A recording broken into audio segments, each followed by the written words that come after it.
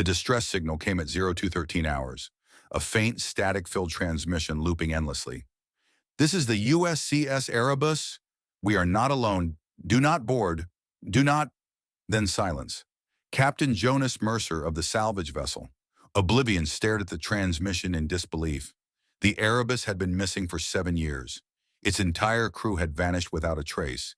The ship had been presumed lost, until now. His team had one job: recover what they could and bring it back. But as they approached the drifting hulk of the Erebus, its massive shadow cast over their ship like a specter. Something felt wrong.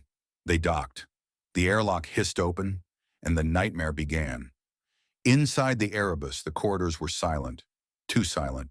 No hum of engines, no flickering emergency lights, just a suffocating stillness. Dr. Olivia Reyes, the team's medic, checked the ship's logs. Last entry, 7 years ago. Captain's log: systems failing, crew reporting, hallucinations, voices in the dark. I have locked myself in the command deck. If anyone finds this, we were wrong to come here. The log ended abruptly. Where's the crew? Whispered Ethan Voss, the engineer. No bodies, no blood. Just empty uniforms lying where the crew should have been, as if they had dissolved into thin air. Then they heard it, a whisper. Help us! The voice echoed through the corridors. Mercer spun, rifle raised. No one was there. Then Olivia screamed. She clutched her head, eyes wide with terror. I saw them! The crew! They were standing there, watching us! Ethan cursed. We need to get out of here!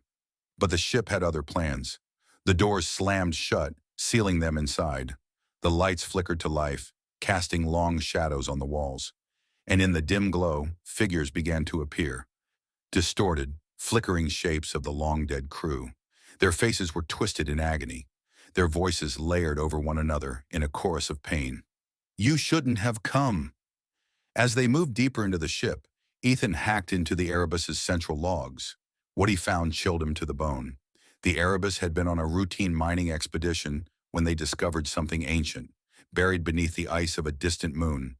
It was a black monolith, pulsing with an unknown energy. They brought it aboard, and that was their mistake.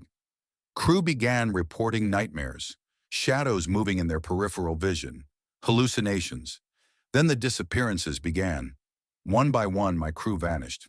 No alarms, no screams, just gone. Now I hear them whispering, I am not alone anymore. The log ended, and the whispering grew louder. You must join us. The lights shut off. Jonas pulled Olivia and Ethan back toward the airlock, but something was waiting in the dark. The shadows moved, not like people, but like something wearing their shapes. Run! Jonas shouted. The shadows lunged. Ethan was the first to fall. His scream cut short as the darkness swallowed him. They reached the airlock. Olivia fumbled with the controls. The spirits of the crew stood behind them, whispering in unison. Stay with us. The airlock opened, and they lunged forward, just as spectral hands reached out to drag them back. Jonas shoved Olivia through. The moment she crossed the threshold, the whispers stopped. The shadows recoiled, screaming in frustration. Jonas hesitated for a fraction of a second, and that was his mistake. The doors slammed shut. Olivia watched in horror through the ship's viewport as the Erebus drifted away. Jonas was gone. She activated the comms, voice shaking. This is Dr. Olivia Reyes of the USCS Oblivion. Do not approach the Erebus. It is not empty. Far in the distance, the ship's distress signal flickered back to life. This is the USCS Erebus. We are not alone. Do not board. Do not. The loop began again, waiting for the next ship to answer its call. Thanks for watching.